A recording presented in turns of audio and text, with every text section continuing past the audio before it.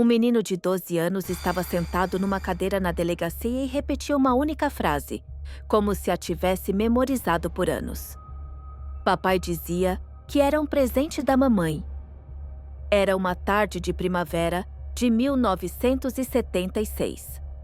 André Souza havia fugido de sua casa na Serra de Caetité em 4 de maio, ao amanhecer, descalço, com uma camisola encharcada de suor. Chegou ao posto policial na rua principal 2 horas depois. O oficial João Rocha foi o primeiro a vê-lo. A roupa do menino não tinha sangue. Não havia sinais de agressão. Havia apenas um cheiro que o oficial Rocha lembraria para sempre. Fumaça de lenha de carvalho misturada com algo adocicado, como carne guardada por tempo demais num pote. Era um odor que água e sabão não conseguiam remover. A família Souza vivia numa cabana de madeira na serra, a 8 quilômetros do centro de Caetité. Tadeu Souza, de 47 anos, viúvo há 3, era ex-funcionário de uma serraria. Tinha 2 filhos, André, de 12, e Pedro, de 10. Ninguém falava muito sobre eles, porque não havia o que dizer. Os vizinhos mal os viam. No inverno, as chuvas transformavam a trilha até a cabana num lamaçal. Naqueles tempos de escassez, quando a comida mal dava para todos, as pessoas não se perguntavam como os outros sobreviviam. Cada um tinha seus próprios problemas. Mas havia algo que os moradores mais velhos da serra lembrariam mais tarde. Os filhos de Tadeu nunca pareciam passar fome. Num ano em que as pessoas comiam tortilhas duras e feijão velho, aqueles meninos tinham a pele saudável. Era estranho. Tadeu perdeu a mão esquerda num acidente na serraria em 1970. Uma serra circular cortou seu antebraço 12 centímetros acima do pulso. A cicatriz era larga e roxa. Parecia uma fenda na madeira. Após o acidente, foi demitido. A empresa pagou uma indenização por pouco tempo, talvez 3 ou 5 meses. Depois, ele teve que se virar sozinho. Não tinha estudos, nem contatos no governo, nem era amigo de algum político. Mas tinha filhos para alimentar. Começou a fazer carne em casa para vender. Trazia a carne de Irecê, ou era o que dizia aos vizinhos, ou do matadouro de Vitória da Conquista, através de contatos, de conhecidos. Vendia linguiça, torresmo e carne seca em potes. Seus preços eram justos. Ninguém pedia nota fiscal. Naquela época, os canais informais eram a única forma de sobreviver. As pessoas compravam e vendiam umas às outras, sem registros, sem impostos, sem perguntas. Se a polícia começasse a fiscalizar todos que vendiam algo fora do sistema, metade do país estaria na cadeia. A esposa de Tadeu, Cristina, morreu em janeiro de 1973. A causa oficial foi pneumonia. Nunca foi feita uma autópsia. O corpo foi enterrado rapidamente em fevereiro, no cemitério da paróquia. O padre Eugênio celebrou a cerimônia. Cristina era uma mulher calada, humilde, sempre com um chale na cabeça. Uma vizinha, Helena Moreira, a viu 3 dias antes de sua morte. Disse que Cristina tinha a pele azulada e mal conseguia respirar, mas não queria ir para o hospital. Tadeu a proibiu. Dizia que era pecado duvidar da vontade de Deus. Após o funeral, Tadeu se trancou na cabana com os filhos. Deixou de ir à missa com regularidade. Parou de vender carne com tanta frequência. Os meninos pararam de ir à escola. O inspetor de educação enviou 2 notificações. Mas Tadeu respondeu que as crianças estavam doentes, que o inverno era rigoroso, que o caminho para a escola era intransitável. Ninguém foi verificar. No caos administrativo do governo da época, Os problemas desapareciam sozinhos. Papéis se perdiam, funcionários mudavam. O sistema não funcionava. Se uma criança não ia à escola, era um problema da família, não do Estado. Na cabana, reinava um ambiente de devoção religiosa. Um crucifixo sobre cada porta. O terço era rezado todas as tardes, às 6h30. Tadeu citava a Bíblia durante as refeições. Falava de sacrifício, de redenção, de que Deus prova aqueles que ama. Pedro, o filho mais novo, declararia mais tarde à polícia que seu pai os proibia de descer ao porão, sob a ameaça de castigo físico. Dizia que ali sua mãe descansava, que era um lugar sagrado. Dizia que sua alma estava ali, que era preciso respeitar a memória dos mortos. Os meninos acreditavam nele. O porão era fechado com 2 cadeados. Tadeu usava as chaves num cordão ao redor do pescoço, mesmo enquanto dormia. Só descia lá ao anoitecer. Às vezes, no meio da noite. Os meninos ouviam seus passos na escada de madeira, o rangido das tábuas, o som de um baú se abrindo. E então, sentiam o cheiro. Fumaça de carvalho e algo doce e nauseante, como fruta podre ou carne velha. O odor se infiltrava pelas frestas do assoalho e preenchia toda a cabana. Os meninos cobriam o nariz com os cobertores, mas não adiantava. Tadeu subia com a carne numa tigela de madeira. Cortava-a em fatias grossas com uma faca. Cozinhava numa panela com sal e batatas. As crianças comiam porque tinham fome, porque não tinham outra opção, porque confiavam em seu pai.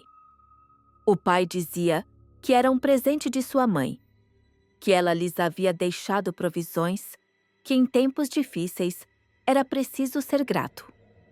André era o mais velho e mais desconfiado. Começou a fazer perguntas. Por que a carne tinha uma textura diferente da do matadouro? Por que o pai não os deixava descer ao porão? Por que os vizinhos tinham parado de visitá-los? Tadeu respondia com calma, com um rosto sem emoções. Dizia que filhos não têm o direito de questionar seus pais, que era o pecado da soberba. Dizia que se André continuasse perguntando, Deus o castigaria. Mostrava-lhe. A Bíblia ensinava-lhe um desenho de Abraão com uma faca sobre Isaac. Dizia que a obediência era mais importante que a compreensão. Em dezembro de 1975, quando a chuva cobria metade das janelas, algo mudou. André acordou no meio da noite e viu uma luz no porão através de uma fresta no chão. Ouviu a voz do pai. Não era uma oração, mas algo diferente. Uma recitação baixa e rítmica, como uma ladainha. No dia seguinte, seu pai estava mais tenso. Não olhava nos olhos dos filhos. A carne que serviu no almoço era mais escura, mais fibrosa. Pedro disse que não queria comer. Tadeu lhe deu um tapa. Foi a primeira vez. Desde então, o clima na cabana tornou-se insuportável. Tadeu rezava mais alto, por mais tempo, com mais intensidade. Os meninos sentavam-se à mesa em silêncio, com o olhar perdido. Ninguém ia ao porão, exceto o pai. Ninguém fazia perguntas. No inverno de 1976, uma vizinha desapareceu, Sofia Pineda, de 62 anos. Ela vivia sozinha numa casinha de madeira a 1 quilômetro dos Souza. A polícia registrou o caso como alguém que se perdeu na serra. Encontraram seu chale numa trilha, mas seu corpo nunca foi achado. O caso foi encerrado em março. Ninguém o relacionou à família Souza. Por que o fariam? Tadeu mal saía da cabana. Os meninos estavam trancados em casa. Era uma família devota. O padre Eugênio os visitava a cada 2 semanas, levava a comunhão, conversava com Tadeu sobre a Bíblia. Mais tarde, disse que não havia visto nada alarmante. Mas houve algo que o sacerdote nunca mencionou em público. Em fevereiro de 1976, durante uma visita ao Souza, sentiu aquele mesmo cheiro na cabana. Fumaça de carvalho e uma podridão adocicada. Perguntou a Tadeu o que era aquele odor. Tadeu respondeu que estavam defumando carne no porão, que era um método tradicional que seu pai lhe havia ensinado. O padre assentiu e nunca mais perguntou. Foi cego, covarde ou simplesmente um homem que não queria saber? Essa pergunta ficou sem resposta. Em 4 de maio de 1976, André desmoronou. Não conseguia dormir, não conseguia comer, não conseguia olhar seu pai nos olhos. Algo dentro dele se partiu.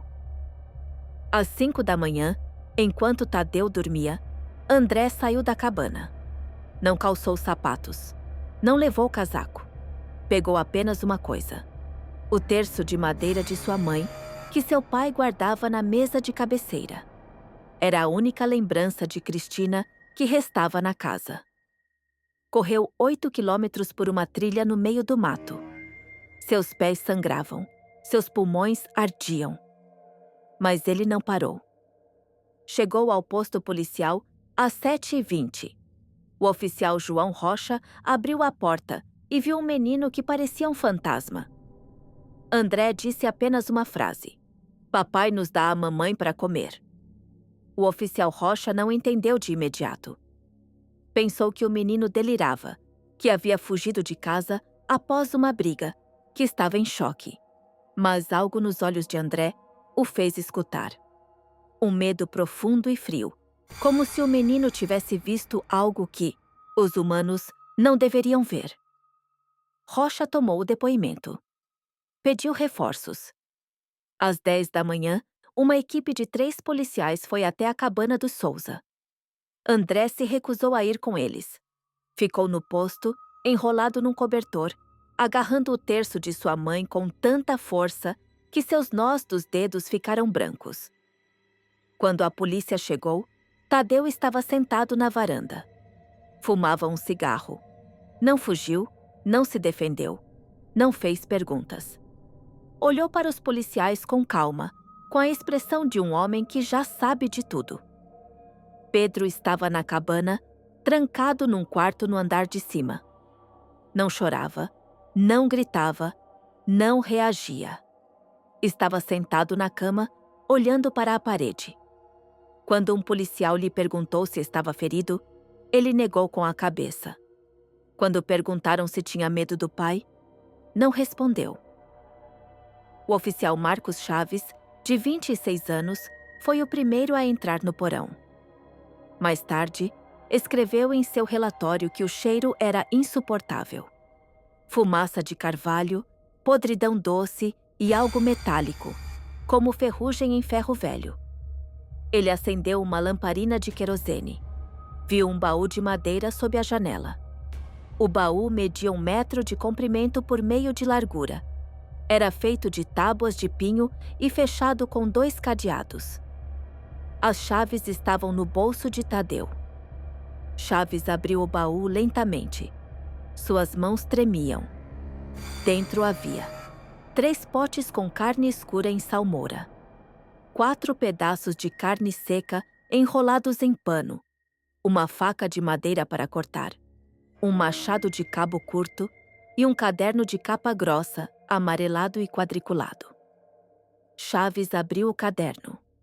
Na primeira página estava escrito: Livro de Provisões, 1971. As páginas seguintes continham datas, iniciais e notas curtas. Tudo escrito a lápis com uma letra uniforme e calma. C.M. 12 de novembro de 72. Trilha de cima, 6 quilos. T.S. 3 de abril de 73. Passagem da montanha, 4 quilos. SP, 20 de janeiro de 76. O vilarejo, 7 quilos. Chaves sentiu o estômago revirar. Saiu do porão, tomou ar e vomitou na terra. Um segundo policial desceu. Depois um terceiro. Todos tiveram a mesma reação. Tadeu foi preso naquele mesmo dia. Não ofereceu resistência. Não tentou se justificar. Quando lhe perguntaram o que significavam as iniciais no caderno, respondeu: "É só a lista de compras." Quando lhe perguntaram de onde tirava a carne, respondeu: "De gente que não precisava mais dela." Pedro foi enviado para um abrigo. André foi para outro. Os irmãos foram separados porque os psiquiatras consideraram que o trauma compartilhado dificultaria seu retorno à normalidade. Era o procedimento padrão na época. O caderno do porão foi guardado como prova. O baú de madeira também. A carne foi enviada para um laboratório em Salvador. Os resultados levariam 2 semanas. Era maio de 1976. O sistema funcionava, lentamente. Enquanto isso, a polícia revisava a lista de pessoas desaparecidas na região de Caetité. Entre 1971 e 1976, 17 pessoas haviam desaparecido sem deixar rastro. A maioria eram turistas que haviam se perdido na serra. 2 eram moradores locais que tinham ido embora sem se despedir. Nenhum corpo foi encontrado. As iniciais do caderno coincidiam com 3 nomes: Carlos Munhoz, Teresa Souto e Sofia Pineda. Todos desapareceram em datas próximas às do caderno. Mas não era uma prova conclusiva. As iniciais podiam significar qualquer coisa. O caderno podia ser uma invenção, as anotações de um louco. Os resultados do laboratório chegaram em junho. A carne era humana. Não havia dúvida. O DNA correspondia a 3 pessoas diferentes, mas não havia dados suficientes para identificá-las. Em 1976, as técnicas eram primitivas. O julgamento começou em dezembro de 1977 e durou até fevereiro de 78. A defesa, designada pelo Estado, argumentou que Tadeu sofria de uma doença mental, que agiu em estado de loucura, que sua família passava fome e que o sistema havia falhado com eles. O promotor argumentou que Tadeu agiu com premeditação, que mantinha o caderno como um livro contábil, que vendia a carne aos vizinhos, o que sugeria que era consciente de seus atos. As testemunhas descreveram Tadeu como um homem reservado, mas racional. Ninguém viu nele sintomas de psicose. O principal problema era a falta de corpos. Sem corpos, não se podia provar o assassinato. Podia-se provar a posse de carne humana, o comércio ilegal, o abuso infantil. Mas o assassinato exigia provas concretas: corpos, testemunhas, uma arma do crime com o DNA das vítimas. Os depoimentos dos filhos foram cruciais, mas controversos. André testemunhou que seu pai lhes dava carne, dizendo que era um presente de sua mãe. Mas o pai disse literalmente: "É a sua mãe." Ou apenas sugeriu que era seu espírito, sua bênção. A memória de uma criança é vulnerável ao trauma. A defesa explorou essa dúvida. Pedro testemunhou que o pai os proibia de descer ao porão, mas que nunca viu o que havia lá. Nunca viu um corpo. Nunca presenciou um assassinato. Falou dos cheiros, da atmosfera de medo, da carne que comiam. Mas eram suposições, não fatos. Os psiquiatras avaliaram ambos os meninos. Um relatório de abril de 1977 concluiu que André mostrava sintomas de TPT, transtorno de estresse pós-traumático, e dissociação. Pedro apresentava mutismo seletivo e uma profunda desconfiança. Ambos eram incapazes de recordar os fatos com precisão. No tribunal, durante a única sessão pública em que a imprensa foi permitida, aconteceu algo que as testemunhas nunca esqueceriam. Foi em 9 de janeiro de 1978. A sala estava cheia. Jornalistas, curiosos, familiares das vítimas. Tadeu Souza estava sentado no banco dos réus, vestido com um uniforme cinza de prisioneiro. Tinha a cabeça raspada, as bochechas fundas e a cicatriz no antebraço esquerdo. Segurava um terço de madeira, não o que André levou, mas outro que o capelão da prisão lhe dera. O juiz, Henrique Barreira, pediu a Tadeu que se levantasse e respondesse à acusação. Tadeu se levantou lentamente. Olhava para a frente, não para o juiz, nem para o promotor, nem para o público. Olhava para o vazio. O promotor leu a lista de acusações: abuso familiar, comércio ilegal de carne, posse de restos humanos e suspeita de assassinato. Perguntou a Tadeu se ele se declarava culpado de alguma das acusações. Tadeu ficou em silêncio por um longo momento. Depois disse em voz baixa, mas clara: alimentei minha família. Era meu dever como pai. Deus entende. A sala ficou em silêncio absoluto. Ninguém se moveu, ninguém respirou. Essas palavras não eram uma confissão, mas também não eram uma negação. Eram algo intermediário. Uma declaração filosófica, uma justificativa moral que não se encaixava em nenhuma categoria legal. O juiz Barreira perguntou: o senhor admite ter matado essas pessoas? Tadeu respondeu: eu não matei ninguém. Já estavam mortos quando os encontrei. Essa foi a primeira e única referência direta à origem da carne. Mas a mentira era tão evidente que ninguém acreditou. As pessoas não morrem por acidente em tal número, naqueles lugares, com essa regularidade. O diário era detalhado demais, sistemático demais, racional demais para ser obra de um louco que apenas recolhia cadáveres. O julgamento terminou com uma sentença: 15 anos de prisão por abuso familiar e comércio ilegal. Nenhuma acusação por assassinato. O promotor recorreu, mas a apelação foi negada em maio. As provas eram insuficientes. A documentação do julgamento foi arquivada no Tribunal Regional da Bahia.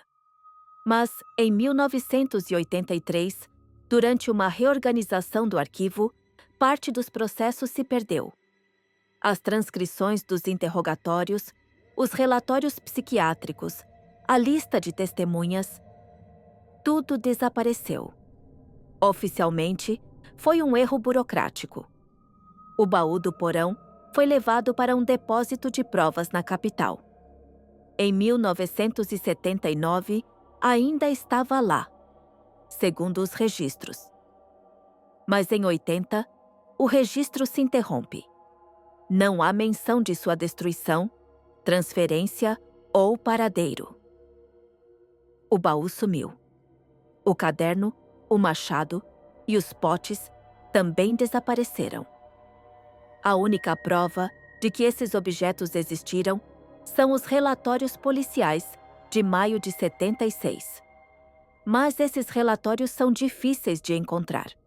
É preciso saber o número exato do caso, o nome do oficial, a data da denúncia. Tadeu Souza morreu em sua cela, no presídio de Salvador, em março de 1984. A causa oficial foi um infarto. Não houve autópsia. Seu corpo foi entregue ao padre Eugênio, que celebrou um funeral privado. Seu túmulo está no cemitério da paróquia, sem nome na cruz. André e Pedro Souza vivem hoje com nomes diferentes. Eles se recusaram a dar entrevistas. Rejeitaram qualquer contato com a imprensa. O único rastro que resta deles é um relatório psiquiátrico de 1977, que diz: os pacientes demonstram uma profunda incapacidade de definir o trauma. Não conseguem dizer quando começaram a saber. Não conseguem dizer quando deixaram de acreditar em seu pai. Essa frase contém a pergunta que nunca terá resposta. Quando uma criança percebe que a comida que recebe é algo proibido? Quando ela distingue o amor paterno da manipulação? Quando compreende que a normalidade em que vive não é normal? Os moradores da Serra ainda evitam o assunto. Os mais velhos, os que viveram naquela época, guardam silêncio. Se alguém pergunta, respondem que não se lembram, que foi há muito tempo, que nem vale a pena remover o passado. Mas todos se lembram, todos sabem. Helena Moreira, a vizinha que viu Cristina 3 dias antes de sua morte, disse numa entrevista em 1990: sabíamos que algo estava errado. Mas o que iríamos fazer? Ir à polícia? Naqueles tempos, a polícia não ajudava. A polícia criava problemas. Era melhor não saber. Essa era a verdade daquela época. Um sistema em que fazer perguntas era mais perigoso que o silêncio. Onde se meter nos assuntos de outra família podia terminar em retaliação. Onde os vizinhos espionavam uns aos outros e a confiança era um luxo que ninguém podia se permitir. Mas essa verdade não é uma desculpa. Não muda o fato de que uma dúzia de pessoas sabia sobre as crianças trancadas, sobre o cheiro estranho, sobre a carne vendida fora do sistema. E ninguém fez nada, até que um menino fugiu descalço pelo mato. O padre Eugênio foi transferido para outra paróquia em 1979. Morreu no ano 2000. Nunca concedeu uma entrevista pública sobre a família Souza. No arquivo da paróquia, há uma nota de fevereiro de 76. Visita ao Souza. Família com necessidade espiritual, mas estável. Estável. Essa palavra foi suficiente para não intervir. Estável significava que não havia crise, que não havia motivo para alarme, que tudo estava sob controle. Num sistema onde havia milhares de crises, a estabilidade era a melhor das notícias. As perguntas que restam são mais devastadoras que as respostas. Quantas pessoas realmente desapareceram na região de Caetité entre 1971 e 76? A lista oficial diz 17. Mas é uma lista completa? Naquela época, os registros de pessoas desaparecidas eram um caos. Se alguém sem família, sem documentos, sem endereço fixo desaparecesse, podia deixar de existir sem deixar rastro. Turistas, andarilhos, fugitivos. Essas pessoas não constavam nos registros. Tadeu agiu sozinho? Alguém mais sabia? O diário sugere regularidade, método, organização. Esse não é o perfil de um assassino impulsivo.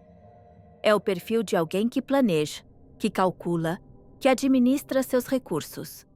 Haveria outros em Caetité, em outras cidades, em outras cabanas na serra, que fizeram o mesmo? O sistema da época criou as condições para que crimes como este pudessem durar anos sem serem descobertos. Isolamento, pobreza, falta de controle estatal, medo das autoridades. Em 2019, uma investigação governamental começou a estudar os desaparecimentos não resolvidos daquela época. Tentam comparar os velhos registros policiais com os censos, as certidões de óbito e os processos judiciais. O material está incompleto. Muitos arquivos foram destruídos, muitos documentos se perderam. Descobrirão a verdade sobre Tadeu Souza. Encontrarão mais nomes, mais datas, mais túmulos sem cruz? E se o fizerem, o que mudará? Restam duas perguntas. Se todos sabiam que algo estava errado, por que ninguém bateu naquela porta? E o que isso diz sobre nós, sobre uma sociedade que prefere não saber a enfrentar a verdade? A última imagem que perdura nem é a do julgamento, nem a da prisão, nem a do túmulo sem nome. É a de um terço de madeira nas mãos de um menino de 12 anos que corre descalço pelo mato. Um menino que repete uma frase, como se fosse a única forma de entender o que viveu. Papai dizia que era um presente da mamãe.